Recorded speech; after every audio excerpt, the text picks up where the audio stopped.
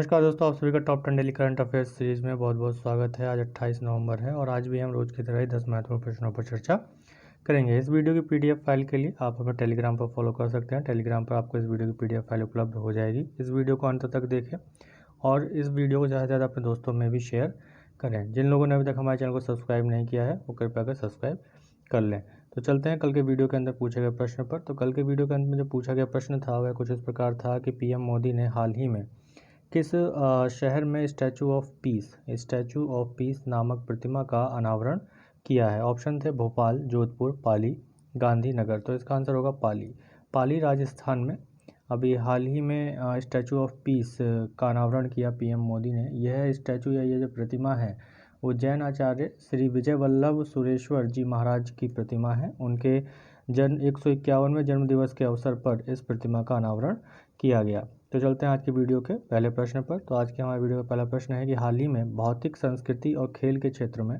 किस संगठन के बीच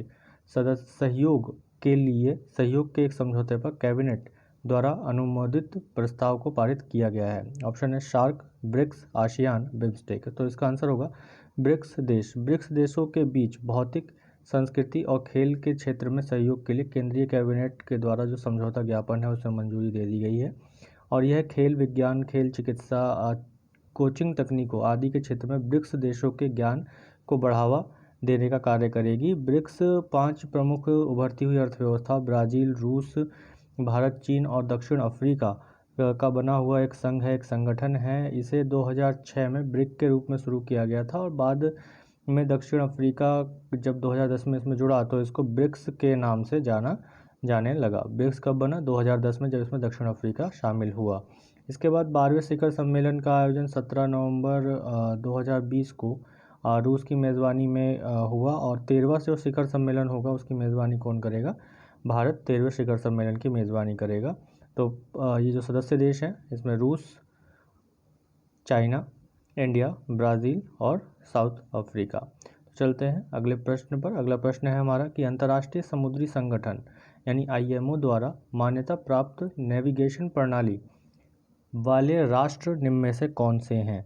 ऑप्शन है अमेरिका, रूस, चीन और जापान, अमेरिका, रूस, चीन और भारत, अमेरिका, रूस, फ्रांस और भारत, अमेरिका, जापान, चीन और भारत। तो इसका आंसर होगा अमेरिका, रूस, चीन और भारत। तो भारत अंतर्राष्ट्रीय समुद्री संगठन द्वारा आईएमओ द्वारा मान्यता प्राप्त नेविगेशन प्रणाली वाला चौथा देश बन गया है और आईएमओ ने world wide radio navigation system के अंदर भारत के क्षेत्रीय नेविगेशन उपग्रह प्रणाली को मान्यता दे दी है, यानी कि IRNSS को मान्यता दे दी है। Indian regional navigation satellite system को भारत का जो सिस्टम है, जो नेविगेशन सिस्टम है जिसे नाविक के नाम से भी जाना जाता है, उसको मान्यता दे दी है। अमेरिका, रूस और चीन के बाद ये भारत चौथा देश होगा जिसके पास अपना नेविगेशन सिस्टम है। अगर इन 3 देशों के नेविगेशन सिस्टम पर एक दृष्टि डालें तो ग्लोबल पोजिशनिंग सिस्टम जिसे जीपीएस शॉर्ट में कहा जाता है अमेरिका का है। इसी प्रकार ग्लोबल नेविगेशन सैटेलाइट सिस्टम जिसे ग्लोनास कहा जाता है रूस का है और बेइदेई नेविगेशन सैटेलाइट सिस्टम जो चीन का है। तो ये 3 नेविगेशन सिस्टम्स हैं दुनिया में और इसके बाद जो चौथा नेविगेशन सिस्टम होगा वो भारत का होगा IRNSS जिसे नाविक कहा जाता है और ये भारत का सिस्टम होगा और ये अंतर्राष्ट्रीय समुद्री संगठन ये संयुक्त राष्ट्र की एक विशेष एजेंसी है और इसका मुख्यालय लंदन यूके में है।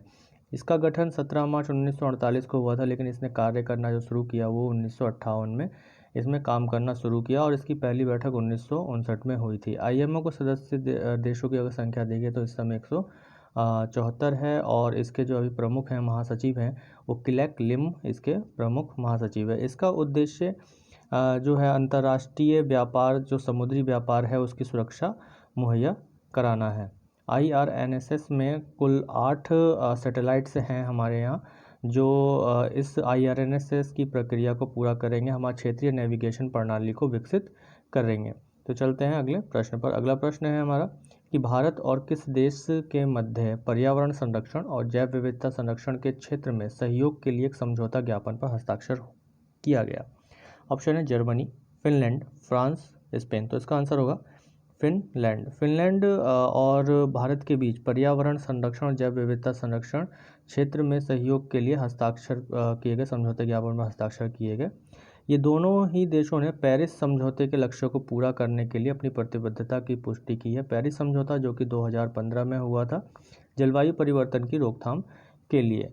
इसके साथ ही फिनलैंड एक उत्तरी यूरोपीय देश है जिसकी राजधानी हेलसिंकी है और इसकी मुद्रा यूरो है। ये स्वीडन, रूस और नॉर्वे के साथ सीमा साझा करता है। वर्तमान में इसके राष्ट्रपति कौन है? साउली निनियास्तो इसके राष्ट्रपति हैं और प्रधानमंत्री सना मरीन इसके प्रधानमंत्री हैं। इसकी लोकेशन अगर मानचित्र पर देखें तो यहाँ ये फिनलैंड है। ये सब इन तीनों को स्कैंडिनेवियन कंट्रीज़ कहा जाता है क्योंकि यहाँ पर एक स्कैंडिनेवियन पर्वत श्रेणी है जिसमें नॉर्वे, स्वीडन और फिनलैंड आते हैं। तो फिनलैंड यहाँ है, इधर रूस है और इसकी सीमा स्वीडन और नॉर्वे से भी लगती है।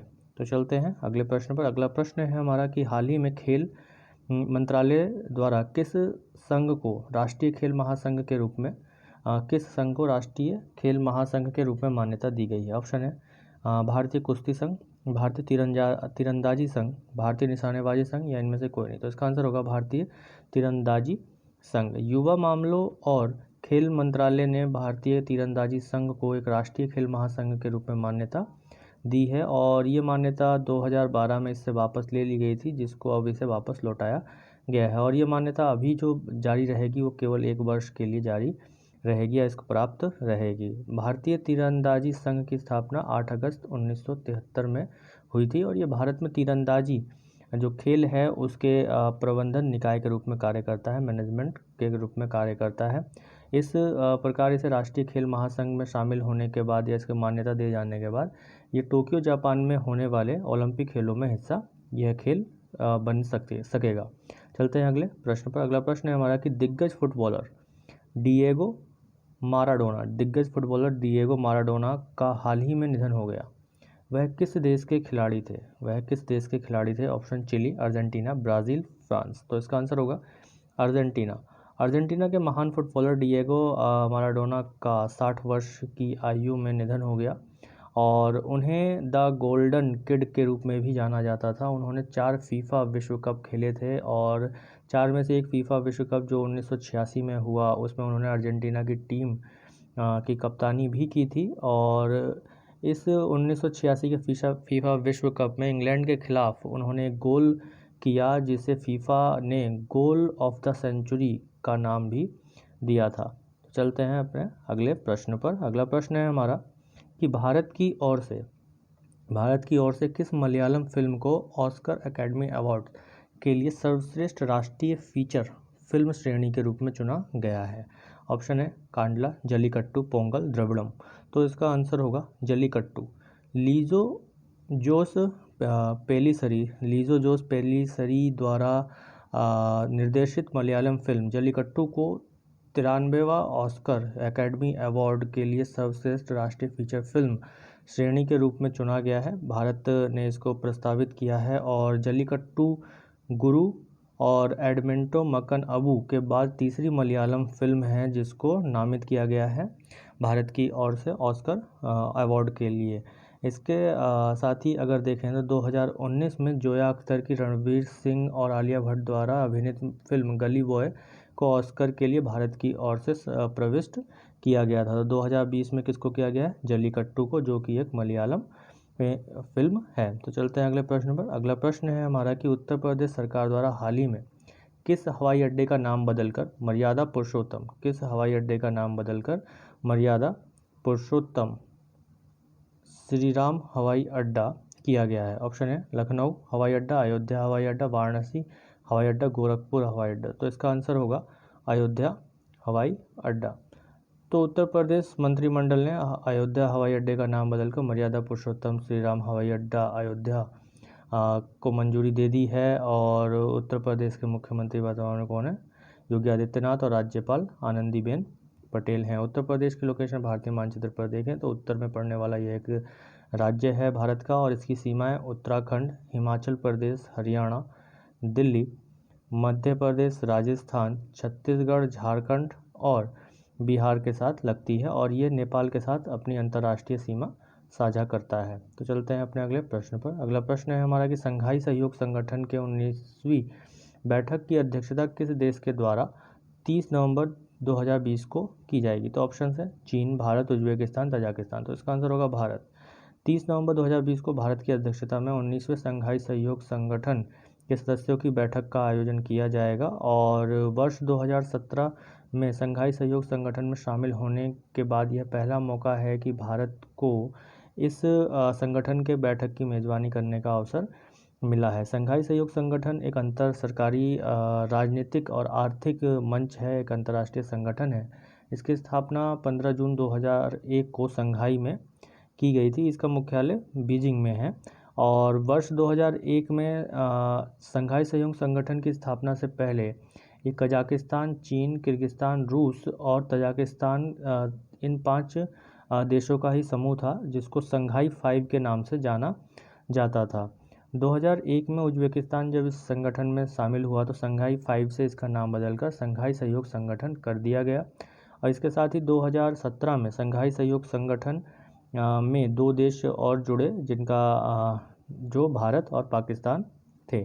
तो भारत और पाकिस्तान इसके पूर्ण सदस्य देश कब बने? 2017 में बने। तो अब चलते हैं अगले प्रश्न पर। अगला प्रश्न है कि हाल ही में किस राज्य ने स्वास्थ्य साथी योजना की घोषणा की? ऑप्शन है उत्तर प्रदेश, पश्चिम बंगाल, पंजाब और हरियाणा। तो इसका आंसर होगा पश्चिम बंगाल। पश्चिम बंगाल की मुख्यमंत्री ममता बनर्जी ने अभी हाल ही में राज्य में स्वास्थ्य साथी योजना की घोषणा की है और इस योजना के तहत सभी लोगों को कवर किया जाएगा। किसी तरीके की कोई ऐसी बाउंडेशन नहीं होगी। सभी लोग जो राज्य में निवास कर रहे हैं उन सभी को इसमें कवर किया जाएगा और इसमें प्रत्येक परिवार के लिए 5 लाख रुपए का कवर किया गया है। राजधानी कलकत्ता है और राज्यपाल यहाँ के कौन है? जगदीप धनखड़। मानचित्र पर इसकी स्थिति लोकेशन देखें तो पूर्वी राज्य है भारत का, पश्चिम बंगाल यहाँ है और इससे जो 2 देशों की अंतर्राष्ट्रीय सीमा लगती हैं, बांग्लादेश और इधर नेपाल।